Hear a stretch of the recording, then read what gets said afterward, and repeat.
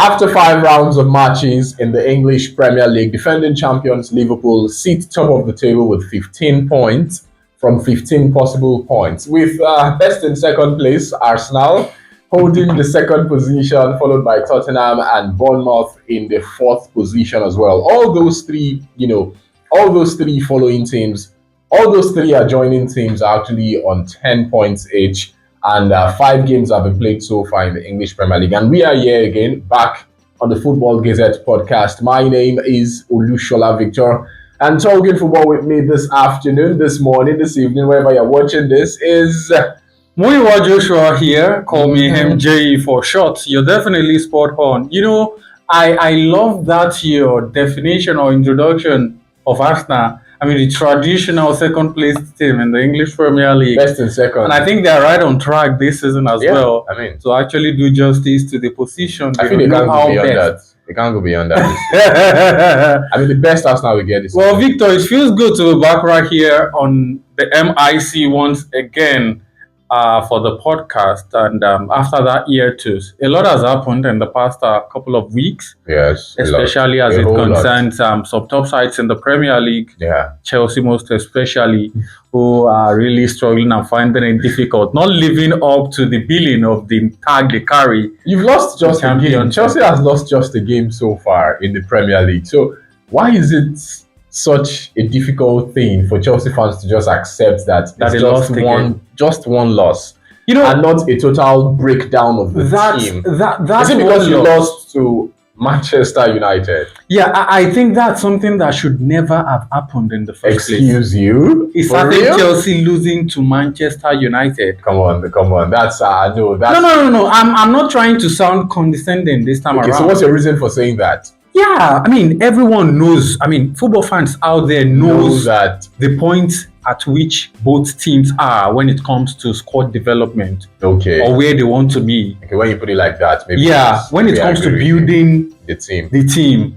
Of course, you would agree with me. Chelsea are maybe really miles ahead. You said so. Of Manchester United. You don't want to agree with that? I don't think I agree with you, but it's fine. If that's what you think, no problem. Well, of course, right now, there's little or nothing to be said. Mm-hmm. Manchester United actually had all 3 points against Chelsea. 3 solid points. I mean, there's still one more to go at the bridge, and that will just be like the battle of I don't know what it would be then, but I think it will be the return of a wounded lion by that time. Because trust me, Manchester United beating Chelsea at the Old Trafford is not something that should have happened. I don't want to take you saying it's traditional. You haven't defeated Man United. Chelsea in Manchester United. Okay, in 13 years. So it's not something that you do regularly. So it's not like something that you're used to that then you fail to do. No. Okay. It is something you've always struggled to do. Okay. So it shouldn't surprise you that you were unable to do it again, because you've not done it in over a decade. I think that should lead us into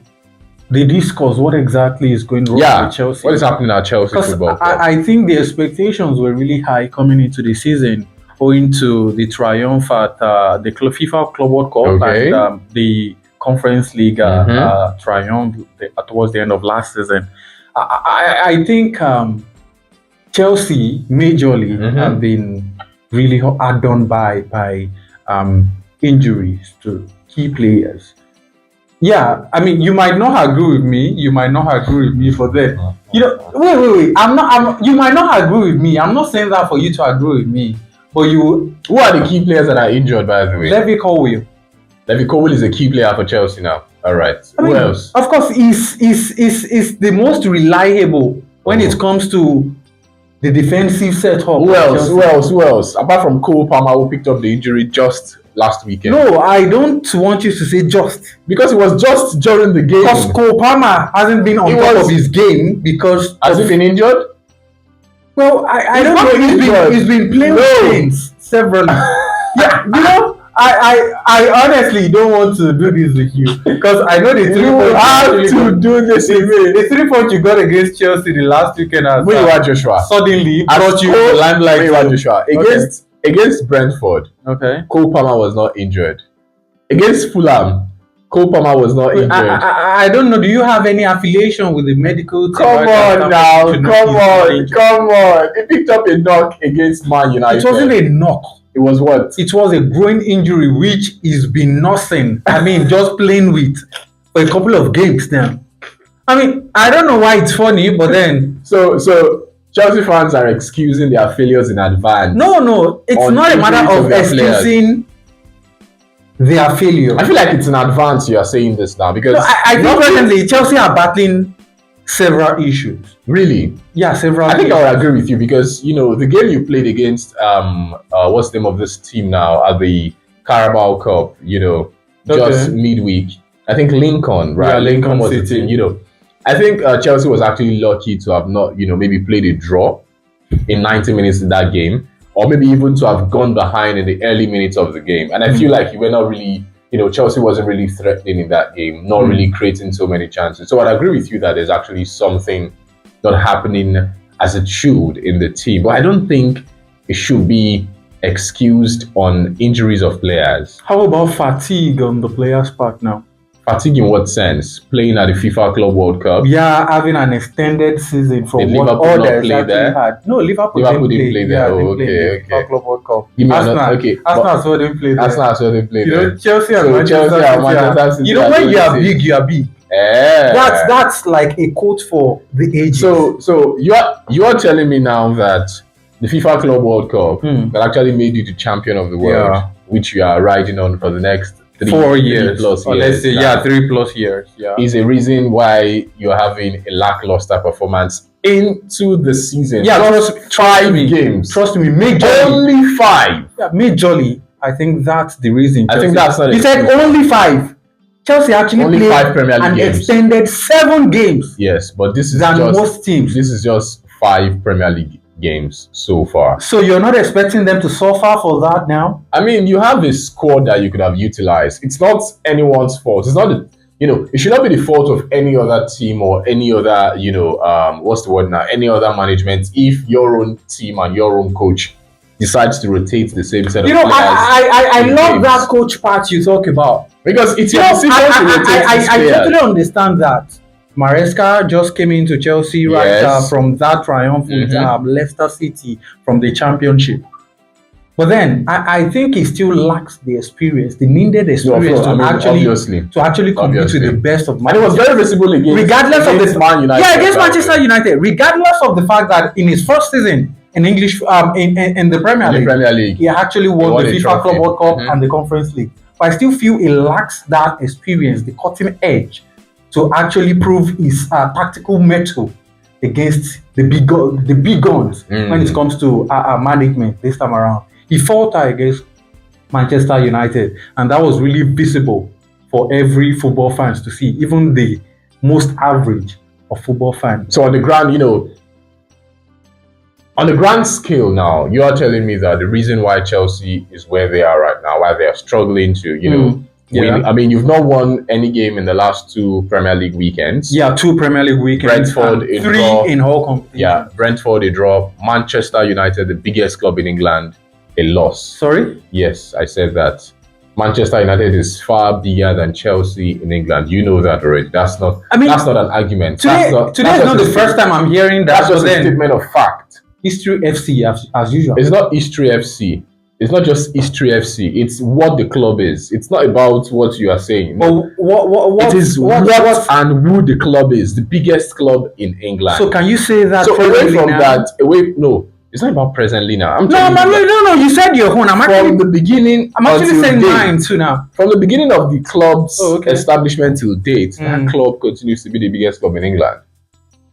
Chelsea would continue to strive to be the biggest club in England, while Manchester United will continue to be the biggest club in England. So, having said that, I am now saying to you now that you're telling me emphatically that the reason why Chelsea is where she is right now is because Maresca, your coach, seems to not have enough experience to handle some particular games and rotate the squad enough. No, that's not what I'm saying. Don't get me wrong. I only singled out the Manchester United game that actually. Why should that be a problem? Why should that be a problem? Why should now tell me what I feel ordinarily Chelsea shouldn't have lost that match to Manchester United. So what should have happened? Manner.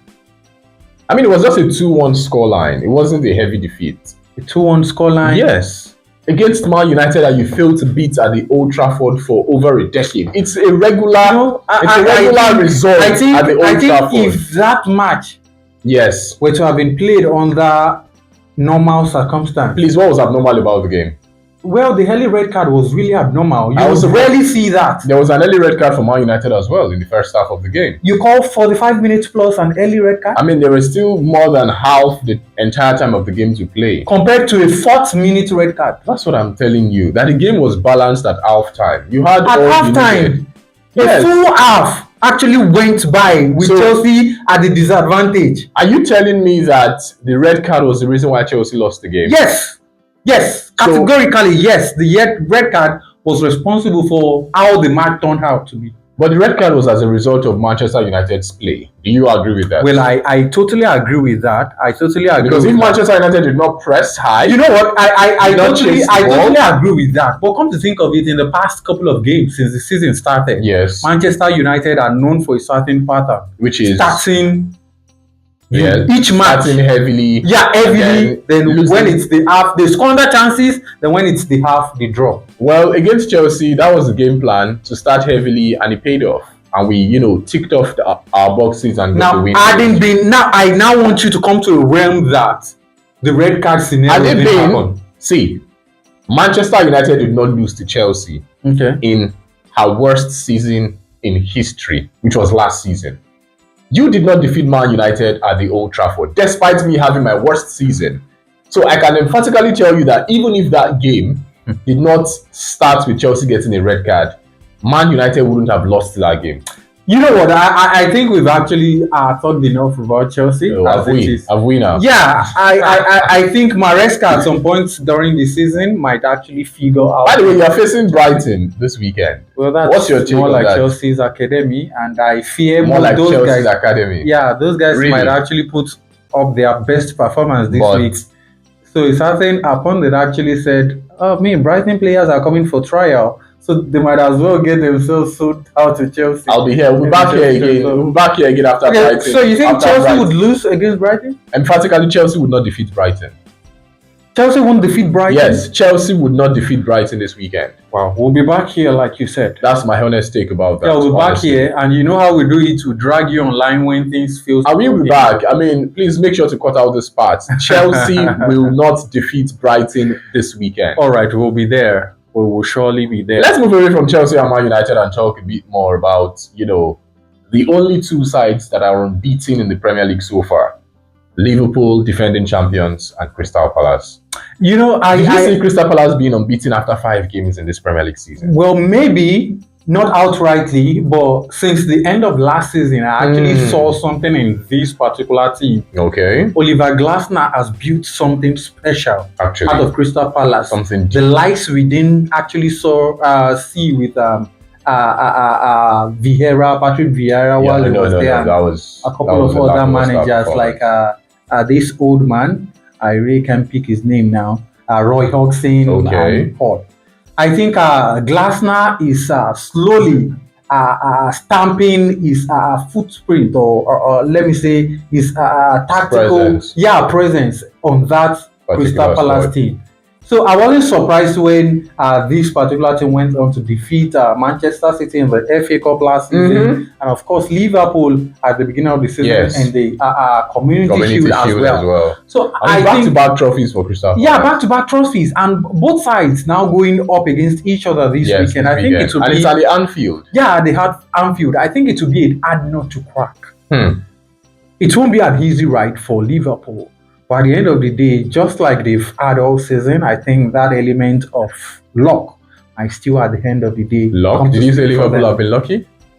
I mean, are you seriously asking that? I mean, they've been winning their games. They are unbeaten so far. Are you calling that luck? No. Wait, try to understand what I'm saying here. Liverpool have won 5 of, I think, there are 6 or 7 games they've played this season. 7 games, yes, in all competitions. Scoring the winner in nothing less than 83 minutes. Yes.